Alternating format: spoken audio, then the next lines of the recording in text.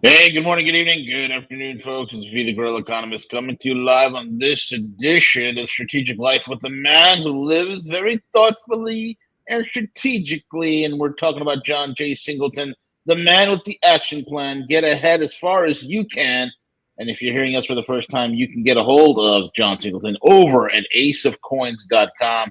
Aceofcoins.com. You can book an appointment with him there, or go to aceofcoins.club, join and become a member of the most prolific man when it comes to privacy and security. With that being said, John, good morning, buddy. How are you?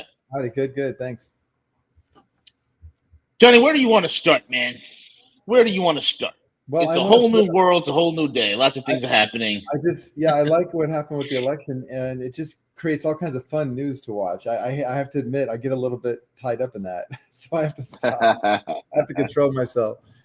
But yeah, I thought we could introduce sort of like if you don't have it already, a perspective of what Elon Musk has been doing, and I have to kind of preface the whole conversation with the fact that the guy's a multi-billionaire. I can't argue with him. I'm not. So he's doing something right. But it's important, I think, to have this sort of perspective on the technology he's promoting. Yeah, let's talk about it. Well, starting with the car, okay, the electric car, that's not new.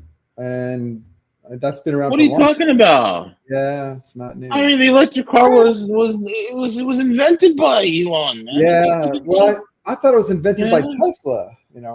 Oh, forget the fact that they had electric cars going back to 1910.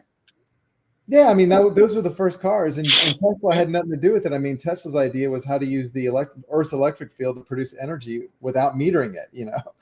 So Exactly. it's like God forbid. yeah, they're making fun of Tesla just in the name of the vehicle, but this is not new technology, and it's quite wasteful anyways, and it's unnecessary. I mean, really, if you really want uh, cleaner air, and I'm not talking about the climate change yet. We'll get to that, but.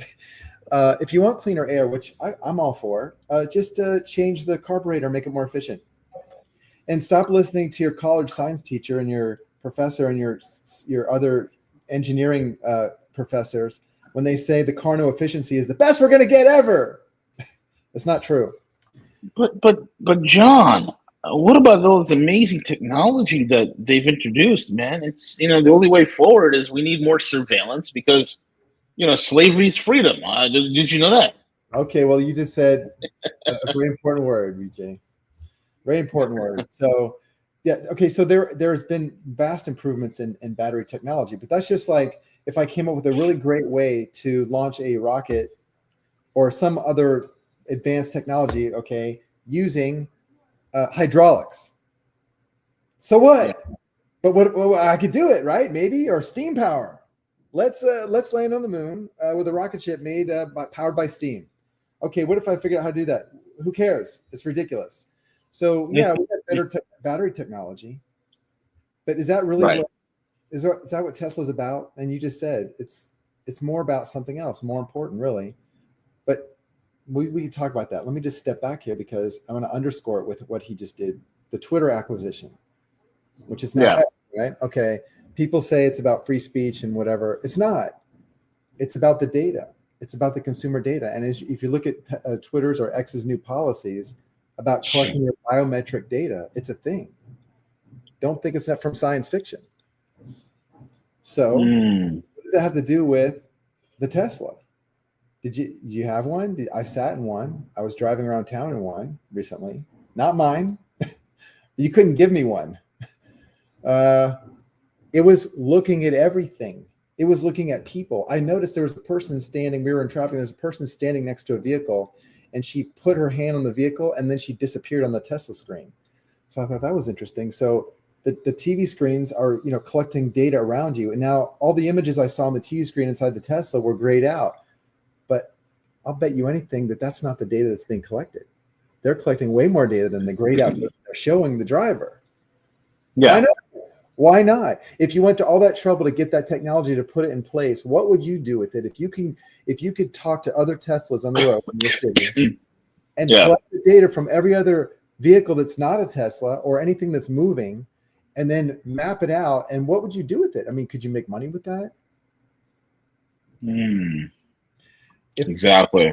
Is my technology so good? If I'm Tesla, is it so good that I can grab the phone signal? I don't care what your security passwords are, what protocols you have. I'll grab your phone data that you're sitting in the Ford F-150 next to me. And because you Yes. connected your phone into your dashboard so you can listen to music, I'm going to grab all your data. Right. So there's this grid. Let's just say for one use, for example, I mean, insurance companies could use the data, but what about the Department of Transportation? Couldn't that information be licensed out back to the Department of Transportation, which would be quite useful, actually? But let's be honest, what is going on here? I don't think it's the technology. It's old stuff. It's old technology. I don't think it's changing anything. It's hurting our environment, if you want to get into that. But people need to understand that these acquisitions that Musk is involved in, the money behind it is for surveillance, consumer data, collection, use, and storage of it. Well, I think one of the things that people forgot in the hullabaloo of this election is there's this little term that we used to be concerned ourselves with, but it's no longer on many people's radar screen. That's called the Internet of Things. And that sounds like a wonderful, ubiquitous utopia where your toaster talks to your microwave and your microwave talks to your fridge and your fridge talks to your smartphone. And everything's interconnected. But what that really is a very advanced and adept surveillance grid. And that has not gone away, and when you have, when you look at like the Teslas, when you look at most modern cars that are coming out that are spying on you, that are sending not only driver telemetry, but also sharing navigation data where you're stopping, where you're shopping, how many times you're going to get fuel. These are just unnecessary data that is being shared with God knows who. That's gone beyond the point of just mere telemetry. And this is what people have forgotten about. This is, regardless of what's happening or who wins, there's still a sneaky and creeping security state that hasn't been rescinded in the least bit. And that's still marching forward, John. I think people have lost sight of that. Yeah. Yeah. And also, what do you do with this data? I mean, the mention of the Internet of Things, it stopped from what I understand, but it's the actual Internet of Things has been expanding fast. And just very simple application of it. You ever hear download the app for this? Stop doing that. Absolutely. So anytime you loop in your phone number to everything, which was really what's happening every year, all your retail interactions are affected. So what are you doing? You're looping in everything in your whole life, every financial aspect of your life. That's the most important. Every aspect of biometric data when you loop it. So now your phone number is your identifying number. Forget your SSN. That's just part of the data packet. But all this, I mean, look at, and this is a little bit, I don't know about information collection, but check this out. So the idea of Hyperloop, that's been around for several hundred years. There's been many, many people that talk about this. We haven't really had the technology, but think about what was involved in building the railway system. It's not just the technology. We had that back from the 1500s. The telegraph, we had that a long time too. But what was important was the development of the easements to install all these things. And we could do that with less population. That's why it worked in the 19th century. I think we had the money behind it. We had the government supporting the money interest, and it worked pretty well. Now the government has since taken over a lot of those rights of way, the easements. So imagine if you bring in new technology to use, what rights of way would you be using? The Hyperloop, what are you going to use? What's already there, or the interstate system, right? Or you would have to use new infrastructure that's constructed underground, like the tunnel structure. I don't know if you guys are aware now, there's a tunnel structure under most of the states here in the States. And maybe the Hyperloop is for that. John, that's just a conspiracy theory, man. Sure. That's the deep underground military bases, the DUMBs. That's just a I'm not saying it's a problem. I know we could show that it's there. But I'm just saying, if Musk is promoting the Hyperloop, and which it failed, I believe it's bankrupt or something. But there was no way it could succeed because of the overwhelming need to have the easements in place. You got to have, because it's so fast. You need an easement that spans the country. Like you need something that's 2,000 miles long. How are you going to get all that? How are you going to get easements like that? It's going to cost billions of dollars just in legal costs just to get the easements established. How are you going to do that? It's just not feasible. But China's doing it because China, it's a different governmental system. China just says, hey, you guys got to move next week. Right. And by the way, I'll tell you, China, might sound like a bully and all that, but when China fixes a roadway, here's what it does. In like 2 days, China will build a solid, stable bridge over the area where it's going to fix, and traffic will not be interrupted. It'll build the bridge like in a day. And yeah, exactly.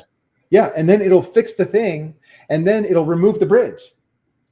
So It's not like here in America, the budgets are so big and they had zero-based budgeting, right? So everything's being wasted. So you need to block traffic and just clog up everything, and then we do that here. But in China, they're very efficient. So you have to have a government to develop something like that. So when you get into the rocket, okay, this.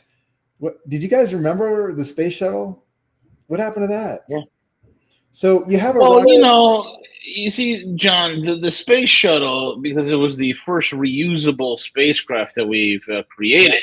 It was constructed using bathroom tiles, and it's no longer safe.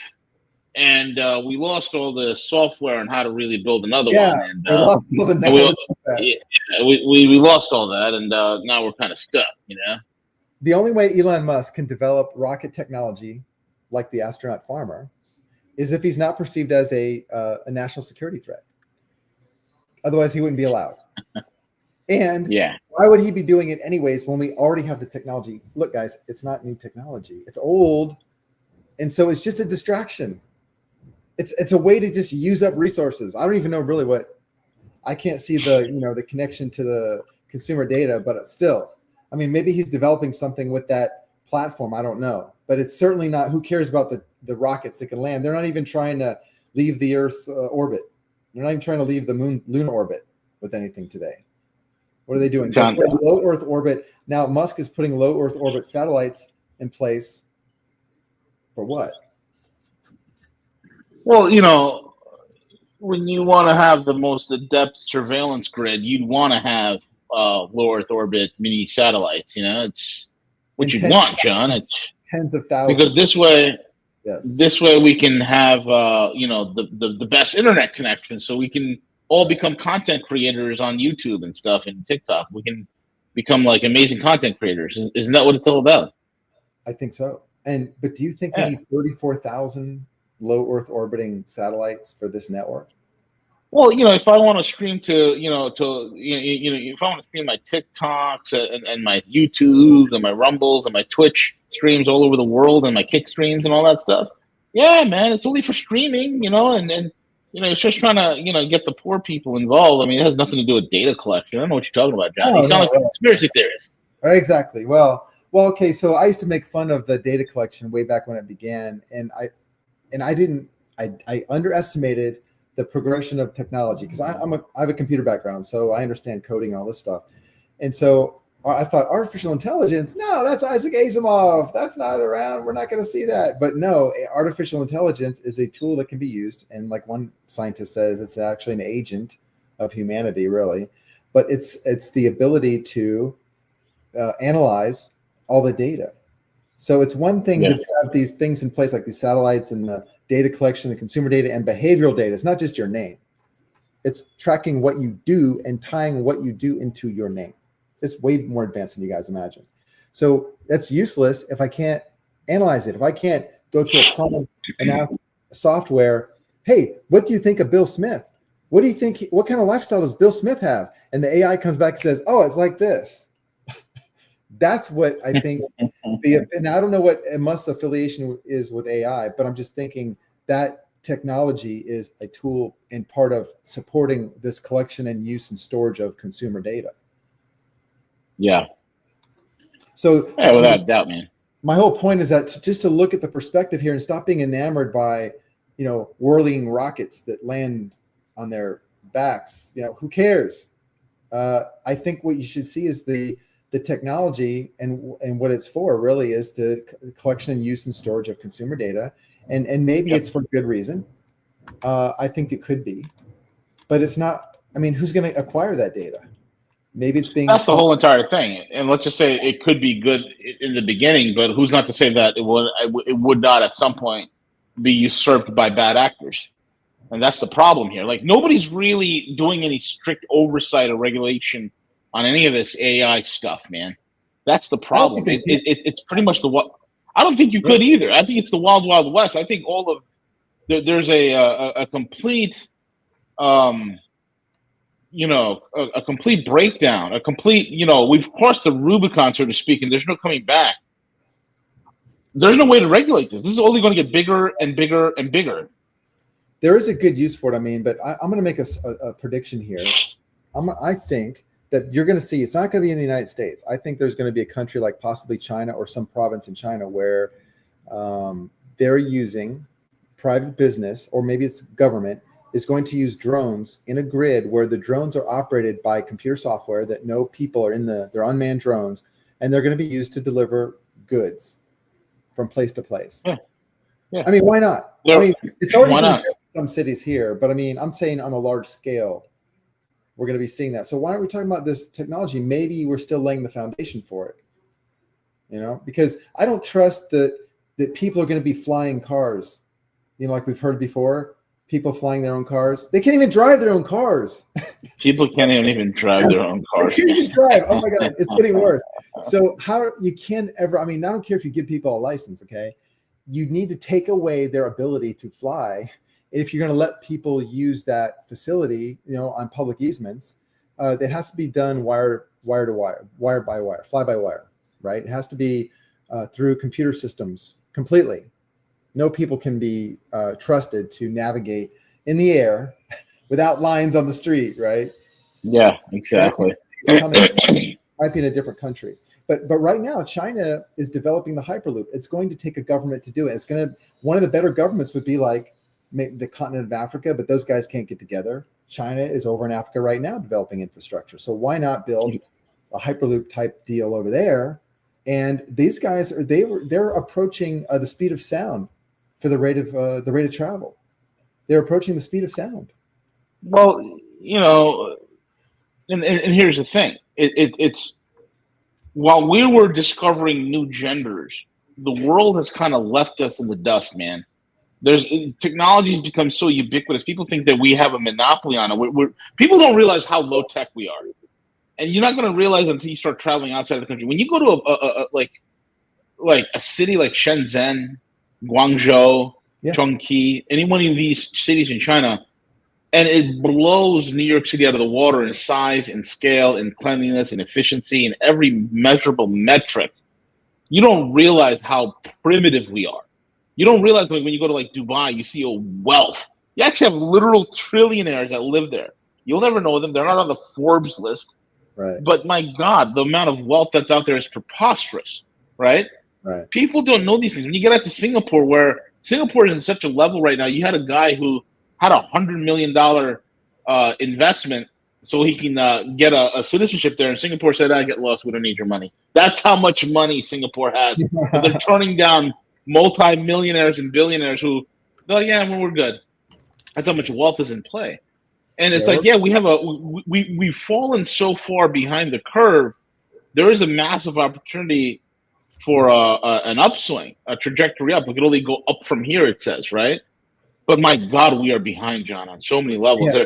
We're being outplayed and outdone and outgamed and outsmarted at every step of the way. It's trending. It's a trend. So the trend has momentum, and I don't know if we're at the bottom of that cycle, if you want to call it that, but yeah, I think it's going to take several generations to come back, and people are going to have to wake up and realize, all right, I'm not going to just send my child to college because it's not the same. There is no college. You got to have him educated, and he's got to know how to use things that work. Like, for example, instead of working at a sandwich shop, you need to learn how to buy it.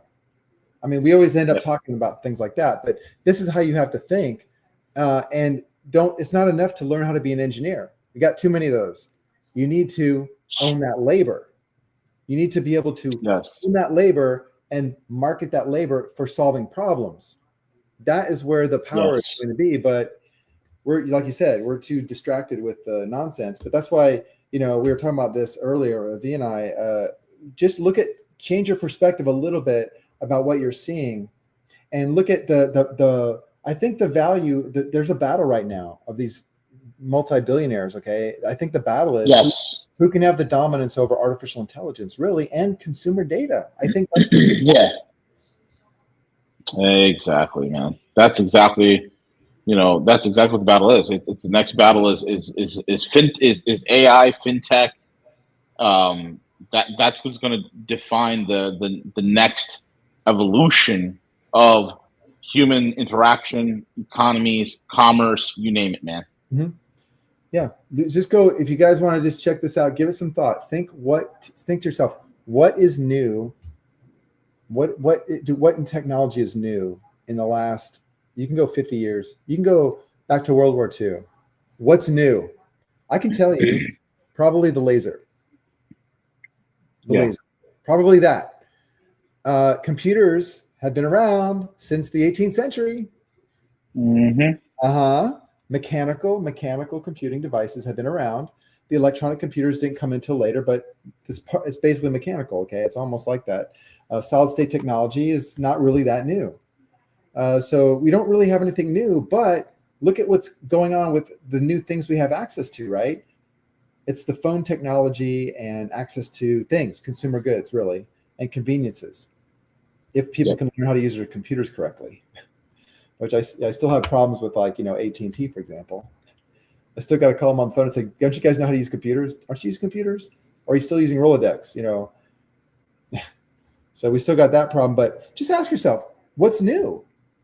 Look at anything Musk is talking about and do a little research, and you'll find out none of it's new. In fact, probably the technology he's using for the rockets is stuff that NASA discarded because it was too expensive or it was not useful. It didn't have many purposes. Like the space shuttle has many purposes. It does, and the space shuttle could have been improved upon. It was a real working, orbital station. It really, reusable spacecraft. Yeah. And it was extremely functional. It has a huge payload capacity. It's incredible to see. We've kind of gone backwards a little bit. They should have put it in private service, but then private business would have made it better. You can't have that, No.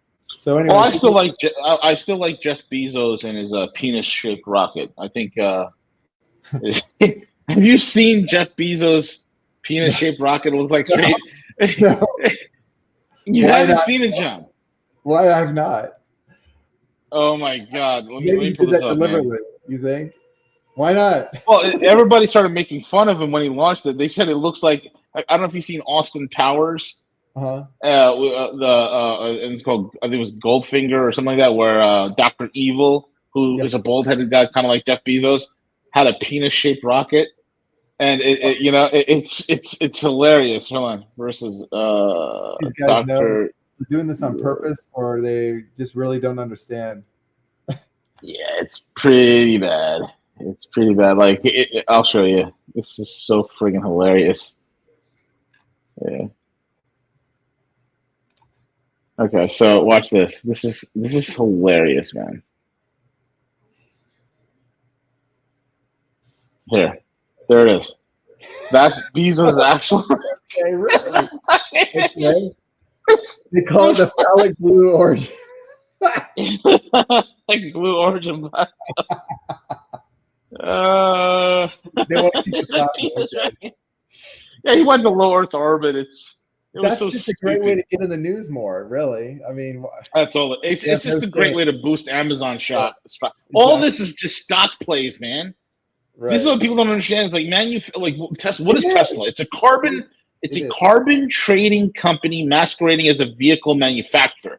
They make hardly any money on any vehicle they sell. They make very little on it. They've lost money on the Cybertruck, but what they are is they are a carbon trading firm masquerading as a vehicle manufacturing, because the carbon trading market is billions times bigger than automotive manufacturing. And then secondly, SpaceX is there as another cash grab. Why? All these manufacturing industries in the United States are cottage industries to finance. They're not real industrial projects. They're not real shit, man.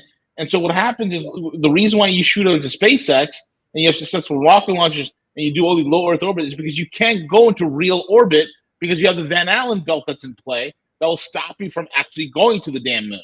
You'll be vaporized because the radiation is too damn strong, right? Yeah. They haven't figured out a way to get around that. The money's in low Earth orbit. But look at 100%.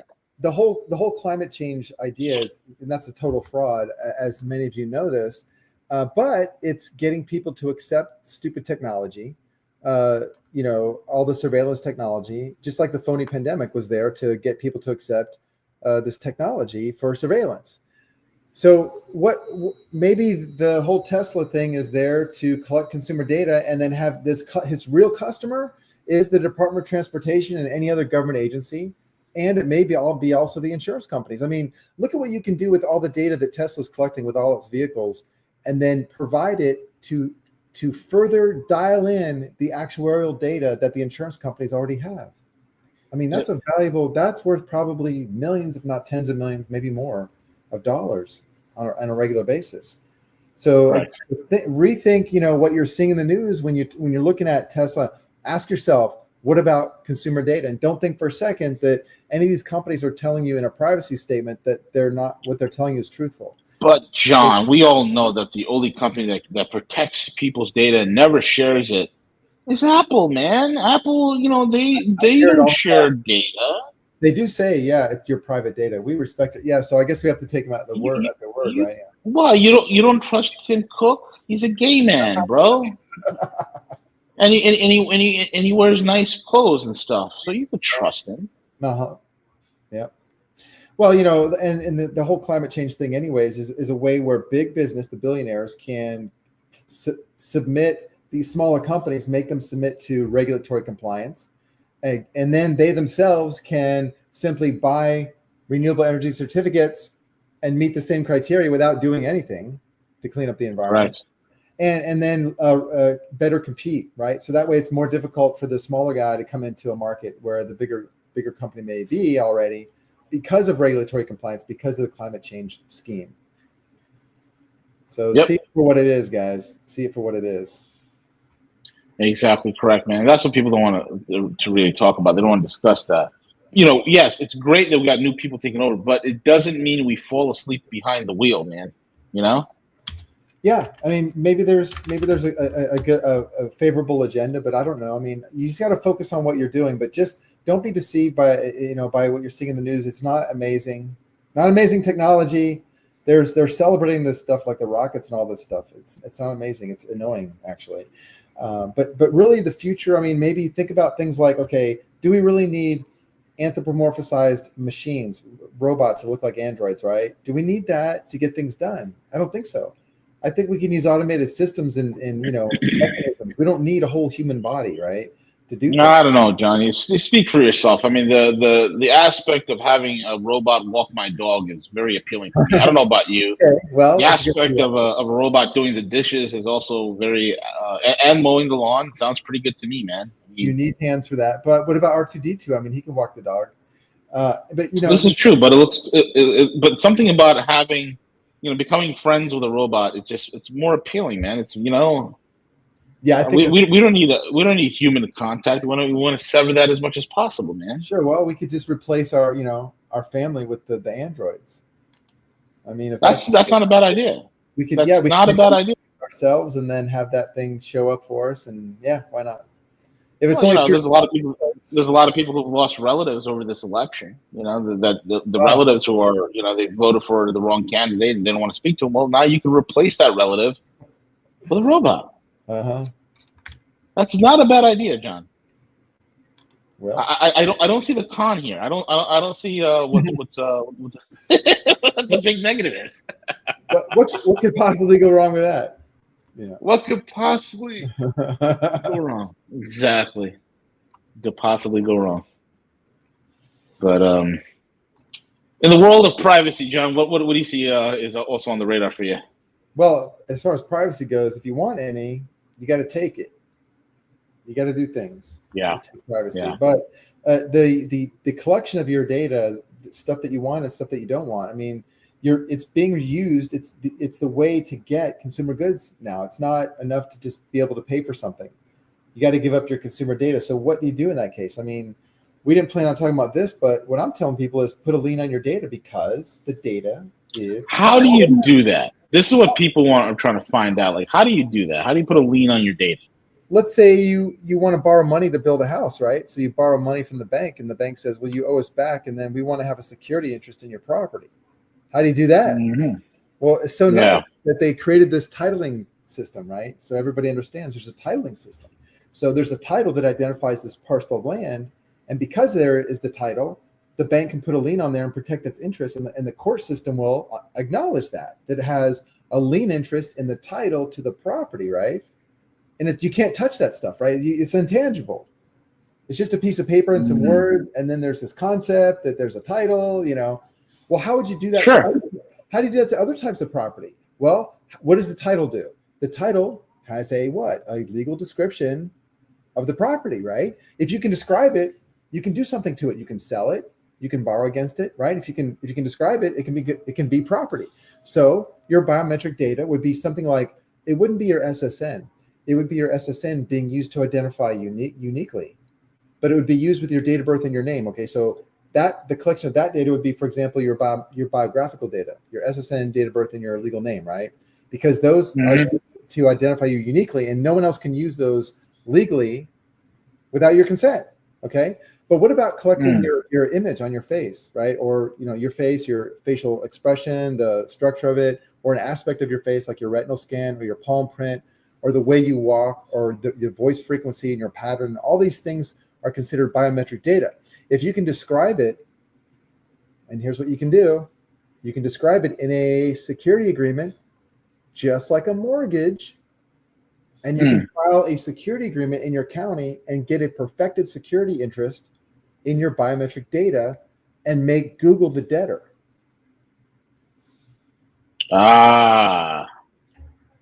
So they're going to get your data. I mean, even if Google said, you know what, we're not going to collect your data anymore. We're so sorry. We purged all our files. Within the moment it finished the sentence, it would be already collecting your data. Because that's how Google collects data. It's so pervasive, you can't stop it. And even if there was a desire to stop it. So what you have to do instead is stop abandoning your property. Your data is your private property. You should make a claim on it. Now, this shows up as a liability on their accounting records. Imagine if you put a lien on your neighbor's property. Okay, you just got a mortgage, right? Maybe he's got some equity now. So you put a lien on the property for $1,000, a second lien on his property. Well, first of all, it's illegal, but I'm just saying he would notice, right? Yeah, absolutely. So if you put a lien on data that's being held by a company, if you put a lien as public record, right? It's like a mortgage on public records. It would be collected, and then it would be published, and then it would show up at some point on the accounting records or somehow with the risk management office at that company. And those people would say, what the heck is this? We have this liability out here that's, a few dollars a month or something that we owe this guy for collecting his data. Well, there's already a cost of acquisition of your data. Now the costs go up, but you get now a claim on it. What can you do with that?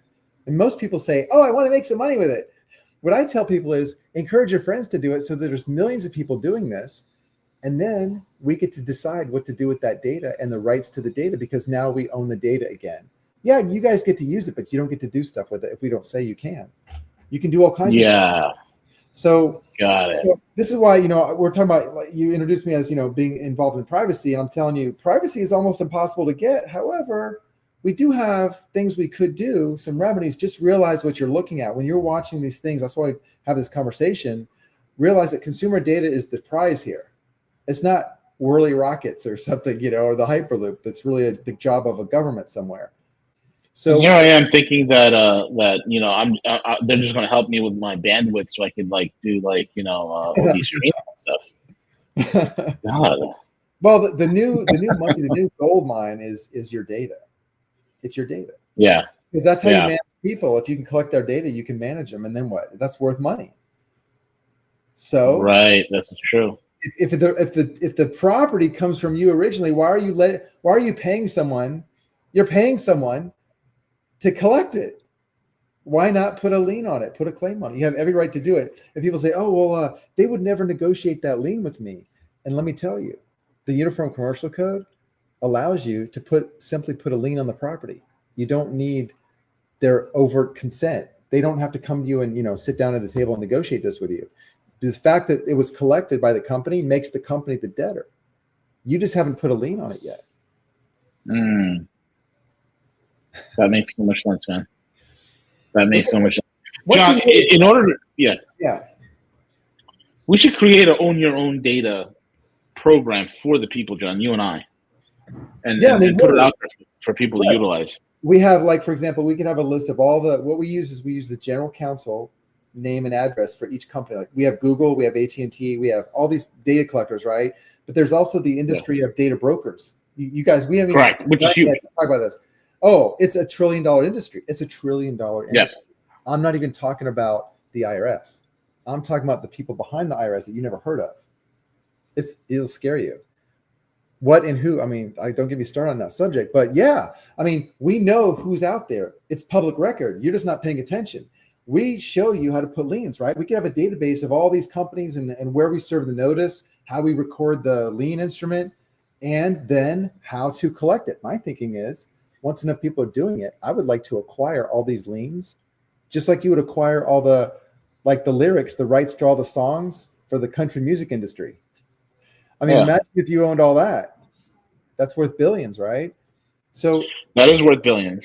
So if we had enough, you can collect all that and you can financialize it big time. There you go. We could consolidate all these liens, and even though yours might be worth a few bucks, actually yours might be worth $10,000 or $20,000 a month. Who knows? But I'm just saying, if we consolidate these things, we could get, like you said, we could do some financing and do some real things. I don't know what that is. Use your imagination. But we could have a service, and we should do that. That's amazing. That's amazing. I've been teaching people how to do it. It's just I have so many things I'm doing, and I'm trying to encourage people to do it. I'm trying to teach them and say, guys, run and do it. And I don't know. I mean, maybe they are, but we should look at that. Absolutely. Yeah. John, any last things you want to say before we close out the show? No, I appreciate the conversation. I hope it helps give you guys a different perspective. I hope it's an accurate perspective. Maybe it's helpful to you. Absolutely. And most of all, y'all learn from it and understand how to live strategically. And folks, if you have any questions, you can get hold of John. Just reach out to him. aceofcoins.com, aceofcoins.com, aceofcoins.club. Go there, book a session with John. Let him see where your vulnerabilities are in terms of privacy and security, and John will help you through it. That being said, folks, we're at the end of the show. We will be back tomorrow. Keep it locked and loaded right here, roguenews.com.